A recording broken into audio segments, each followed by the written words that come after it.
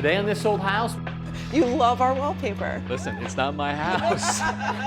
You have to love your wallpaper. And what do we do if our old house is out of level? Well, I'll show you the solution.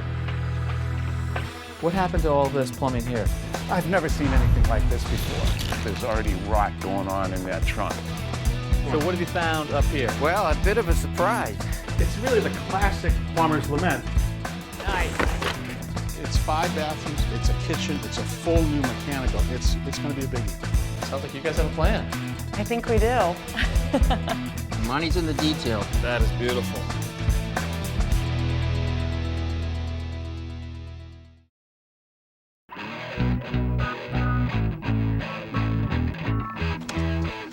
Hi there, I'm Kevin O'Connor, and welcome back to This Old House and our 1880s Cape here in Concord, Massachusetts.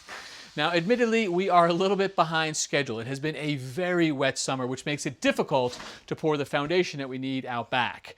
But Charlie and his team have been creative to keep things moving. You can see that demo is done. A lot of things have been salvaged, especially what we took out of the kitchen. Tom Silva has already turned 2 newel posts. One that is going to replace this, one that's going to go right here, because you can see the opening to the staircase is changing. And the homeowners are getting a jump on things too by picking finishes. Paint, plumbing have been decided on, and even some kitchen finishes as well. Tommy, thankfully, the foundation has finally been poured. How far behind are we? We're about 3 weeks behind, Kevin. This weather has been killing us. Raining and raining and raining. Yeah. Well, it has been poured out back, and it's a pretty sizable addition. Yeah, and it's got some funny angles to it. It sure does. And we've got to marry that to the old house, which, as I said, is from the 1880s. 1880s, yeah. And actually, we just started setting the sills right now, so it's good to see lumber going in finally. Yep. The first thing we needed to do is establish the height of those sills in relationship to the floor height of the building. So just to be clear, you're hoping that this floor goes right into the floor of the addition, no thresholds, nothing. No, we're going to make it go in. It's not going to have any bumps or steps or anything. Just a smooth transition from old to new. Okay. And the joists that we're using on the new are 11 7/8 inches tall. The joists in the house are 2 by 8s, which makes them about 7.5 inches tall. So any chance that our 1880s floor is level? No, not any chance at all. What I did is I set up a laser to find out the high or the low point of the existing structure. Okay. And if I go right here and I go on top of the existing 2 by 8s, if you get a piece of paper, put it behind 50, because I know that's what the number is. So Right there, we're about 50 and 5/8 of an inch, okay, to the top of the joist there.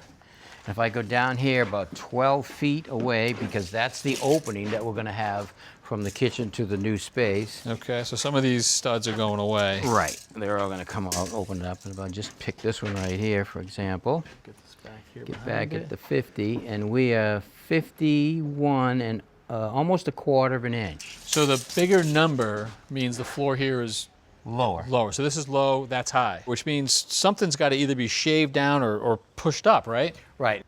Now, what I want to do is I want to set our eye joist, the top of it, flush with the top of the joist right here. Because this is the high point. Right. So if I take this eye joist right here and I put it against the top of the existing joist. That's where you want to hit. Okay, so the underside of that eye joist will be the height of the wall that's going to sit on the foundation below. So that's where we got to get our sill to. Exactly. Okay. Now, I could also just mount a ledger on the wall, but we're going to frame a wall. Okay. Okay, so now if I take it down here, so now because this is my low point right here, the wall below will be level and the joist will be level, so I'll be sticking up about 3/4 of an inch. That's the gap right there. That's right. Now our eye joist running out to the beam and that whole space will all be level. Okay, so when we make up that 3/4 of an inch, shave, lift, what's your thought? Well, there's a couple of options that I have here. I'm going to lift this up. But you have to know that when we bring the plywood, the flooring, the subflooring from the new into the old, you don't stop it at the end point or the transition point. So at the seam between the old joist and this new eye joist, you don't want the plywood in there. Right. So you have a 4-foot wide sheet of plywood. 16 to 24 inches of it should come in on the old structure. Okay. All right. So that takes us to here-ish. Yeah, so we'll pull up these 2 boards. Now we can get along the side of these joists here. And I have 2 options. I can cut these nails in the bottom, and I can shim these up as needed. So 3/4 of an inch there, to 0 down there. Nice little feather. I can pick these up and it'll go, leaving that side there, it will just taper and lose itself right in the existing floor. No one's ever going to notice that. No one's going to know it. So what's next, Tommy? Lay some more sill, lift this up, and then start framing the joist over? Yeah, pretty much. We got to finish the sill over there, the inner sill. We got to over here and down on that lower wall. Next, we got to put the carrying beams up that will carry the other end of the joist that run this way. Do need some beams, right? Okay. Yep. Well, just in time, you can see this thing flopping around, so it looks like more rain is coming yet again. Just what we need, more rain. Although it is good to see framing lumber down. Absolutely. All right, thanks, Tommy. All right, Kevin. See you later.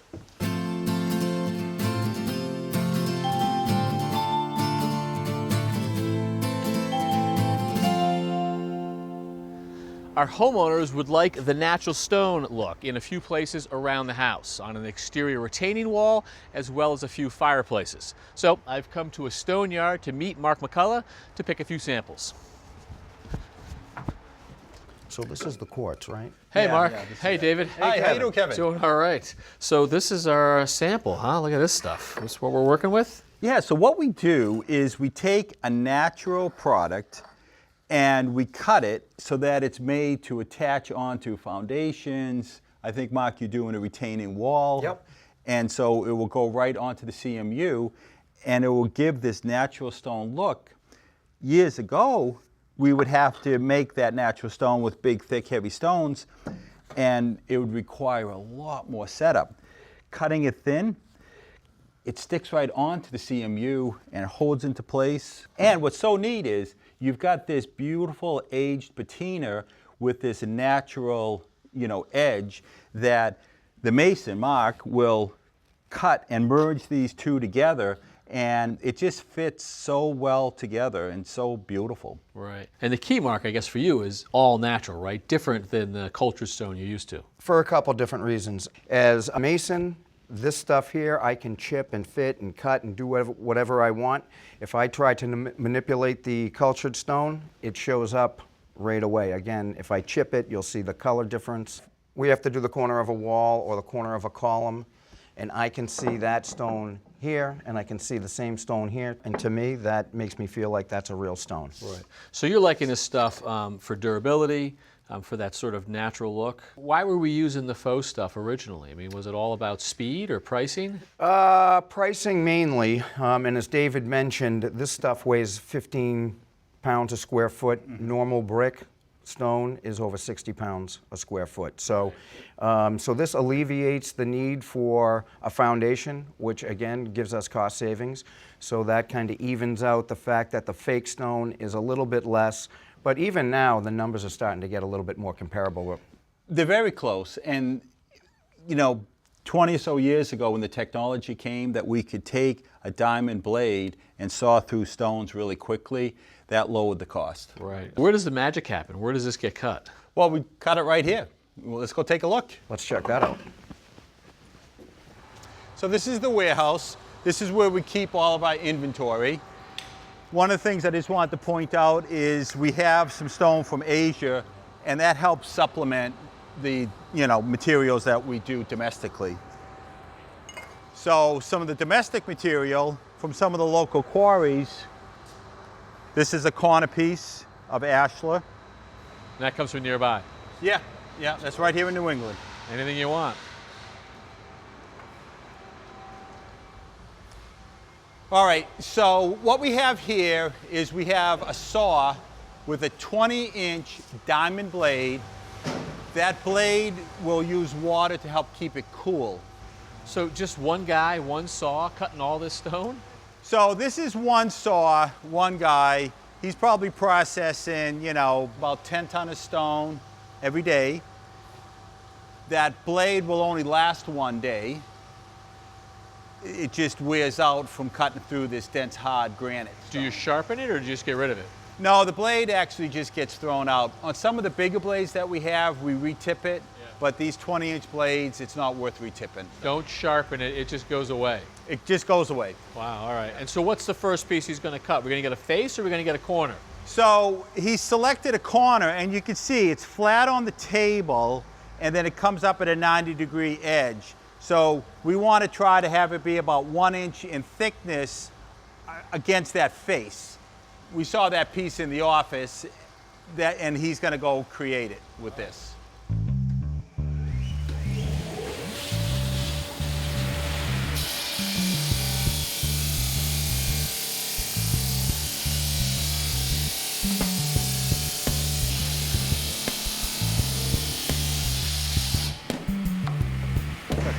Check this out. Yeah.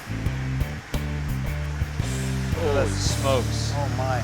I was not expecting that saw to cut through stone as quick as it did. I mean, that went through there like butter. Well, a powerful saw and a good operator. Kevin, It did you cuts notice quickly. the wooden wedges he uses to balance the stone Right. before the cut? I think that's great too. Although on that second cut, I mean, he just rested it there and eyeballed it right through that saw. And then, I mean, look at that, right? So you got a perfect 90. Yep. There's the face that you want, right? Yeah, so this is perfect for me. I mean, this is going to allow me to weave the corner back and forth, big piece, small piece. It's beautiful, just like that. Yep. Unbelievable. All right, I'll take that one, David. Sounds good. We'll put it on your account. All right, please. These early style Cape Cod houses, second floor ceiling height was low priority. Here in the bathroom, you can see what I mean. If I could touch that ceiling, it's gotta be low. So what's going on, Charlie? Well, as you know, we're in the new bathroom space right here now, Yep. about 10 feet wide, and we have a variety of problems, starting with the framing in this existing roof. We have everything from a 2x6 all the way down to a 2x4 ceiling. Yeah, and that ridge rafter right there has been destroyed. Look at the product they took out of that. That's It's right. crazy. So now we have issues with proper insulation for an R value, venting this bathroom, ductwork for air conditioning for this bathroom, and lighting.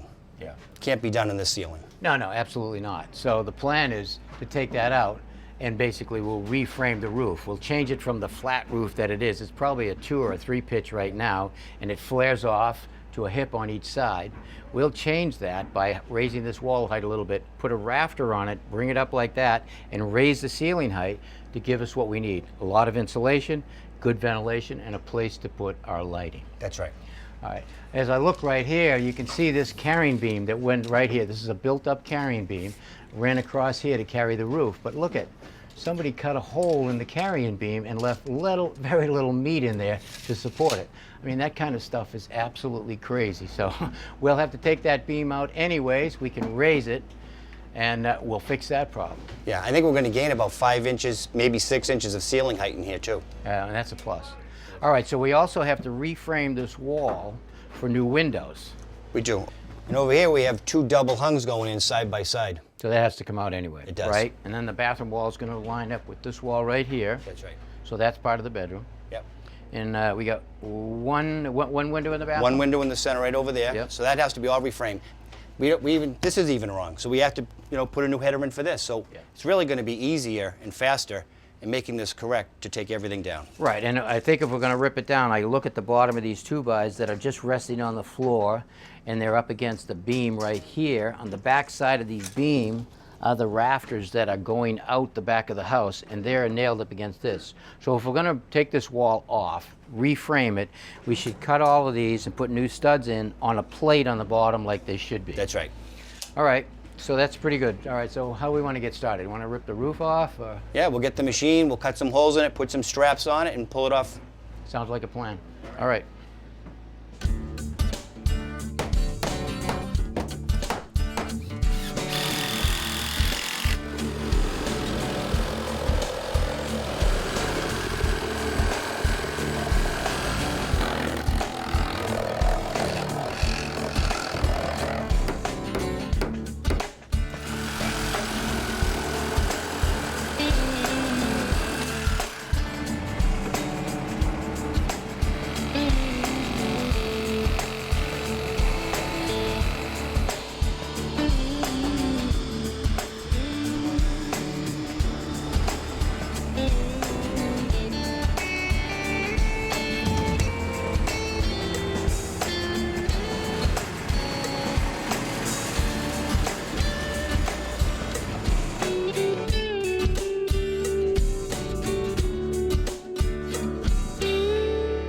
Our homeowner Megan is working with our designer, also a Megan, on picking tiles for several rooms in the house, and that starts today at our tile showroom.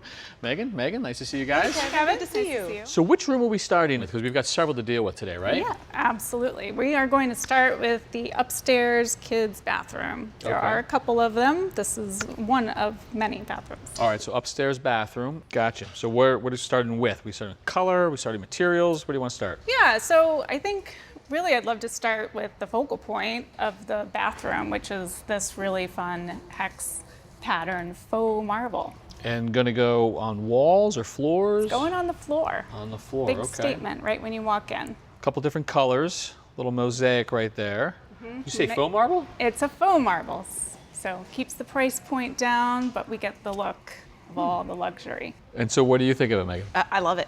Done.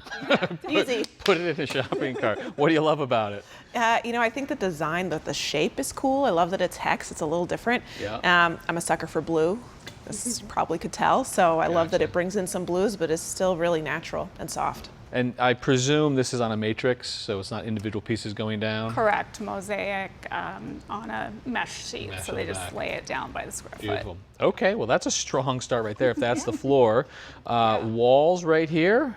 Yeah, so we picked out a hand glazed subway style tile, really to take a back seat to that, real fun floor pattern. It has Material? a waterfall edge. That's part of the hand glazing. So as it falls under the machine and the person glazing it, you'll get this nice glazed edge here. Right. Makes a clean cut and a finished edge. So not flat, so imperfections here. I guess that's the design, which means that each one is going to be different. There's going to be some imperfections, some variations in it right there. Exactly. You can see them as you kind of twist it in the light. Exactly. Okay. Gives it a handmade appeal. A subtle look on the front, Megan, but as you put them together and you create a field, you're going to notice all of that. Yeah. It's not just going to be a flat subway. Yeah, I like it. It adds a little texture, but still keeps it pretty simple. Yep. Kind of a nice play on the traditional subway tile when you make it the oversized. Okay, and then I presume you're looking at sort of wall colors, trim color in this neighborhood right here. Exactly. So the white is our vanity swatch. We've got polished nickel as an accent in the room. And we're going to shiplap the bathroom. Oh, interesting. Yeah, vertical shiplap. So we'd love to show that off with a nice deep blue. Oh, so the tile is for the wet walls around the shower and bath, and this is for the rest of the Correct. walls. Yes. And shiplap, but not the traditional white. Pop of color, your idea? Megan's idea, but I love it. No, she's on board with that one as well. Okay, that sounds like that's one or possibly two or three bathroom decisions made right there. Yeah, Is that right? yeah. Let's move on. What's the next one that we're looking at? Let me clear these out of here for you. What have you got there? So next is the laundry room. All right. Most fun room in the house. A very utilitarian room, but we Yep. are trying to make it feel a bit more special. Something you want to walk into and like going to do that laundry. Yeah. You love our wallpaper. Listen, it's not my house. You have to love your wallpaper. I do. Do you? I do. You sure? I mean, yes. Well, if we want to take it down, I'll ask you to come take it down. No. What are the thoughts? Just a pop of... Yeah, I think it's a pop. It's a little fun. A pop in a room that, there's not much light in there, just one skylight. It's a small room. Yeah. Laundry is not the most fun thing to do, so why not make it a little more exciting to be in there? Yeah, well, listen, it's your house, and I don't spend any time in the laundry room anyway, so, all right. Yeah, that's fun. I just have a thing against wallpaper, so I get it. So down in the basement, we have a nice bathroom. Basement, bathroom, and some... Wait, there's a rumor going around, Megan, that you want to tile this bathroom yourself. Yes. Is that right? My Really? husband and I want to tile the basement bathroom ourselves. That's good I for you. know. I hope our marriage makes it through. That's all right, though. That's great, throw it in. We'll see how that goes. What's the material? So that's another porcelain faux marble. Oh, okay. So materials porcelain made to look like marble. Hopefully this makes her marriage last. So, she's cutting into porcelain and not real marble. Right. In terms of cost, the real versus the faux, 1x, 2x? 5x. Oh, 5x. Big difference. Yeah, big difference. Yes, yeah. Oh, you can cut this all day long. yeah, right? exactly. You mess up on one of these, you got 5 tries. Yeah. That's a pretty good idea. We'll right need there. it. Well, listen, you're in good hands. You're in a great place to make the decisions easier. You're making decisions, and you're willing to throw in and get your hands dirty. So, congrats to you. Good job. All right, thank you, Megans. Thanks, Thank Kevin. you. Appreciate it.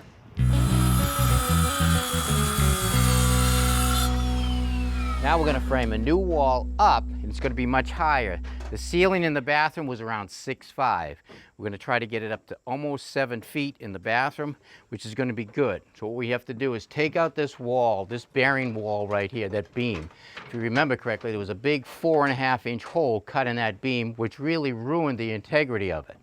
So over here, what we want to do is we want to move this beam up. So the new beam, which will be engineered lumber, the bottom of it will rest right here. We'll cut these off. We'll put double hanger around that to support it, and the new LVL can go up higher because we're going to have a pitched roof that's going to go up almost to the ridge. It's going to come out onto the wall out here, so we'll have a pitched roof with a flat ceiling. That will do two things. That will make the watershed good. It will give us a lot of room for insulation. And the flat ceiling, we can put our ceiling lights in, and also, if we have to, some ventilation up there. Good.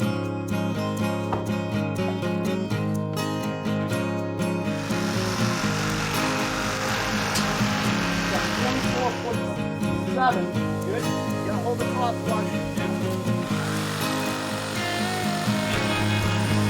Just gonna run the saw blade along the plumb cut of this rafter, right along the board and the roof, get it cut out of the way so we can raise the new LVL up in place. Right, you want to make sure you overcut the board slightly so that it's not interfered when we put these LVLs up, because they want to be up above the roof line.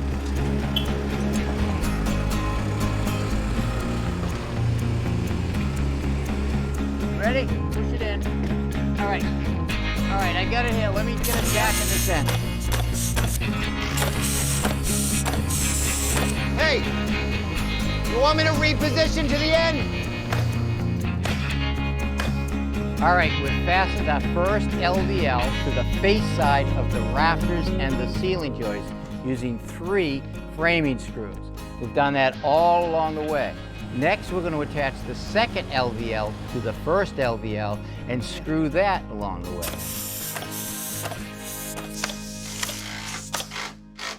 This is good. Just finish nailing this off, get the timber hangers on the rafters. Right, and then we'll frame this outside wall, and we can get the ceiling joist and the rafters in place. And next time, we're going to handle that footing on that existing chimney that's been wearing us a little bit. Get a big footing down there and secure it. Yeah, so until next time, I'm Tom Silva I'm Charlie Silva. for This Old House. This is actually pretty easy. Next time on This Old House. It takes a special 5-piece beam to open up our new kitchen to the living space.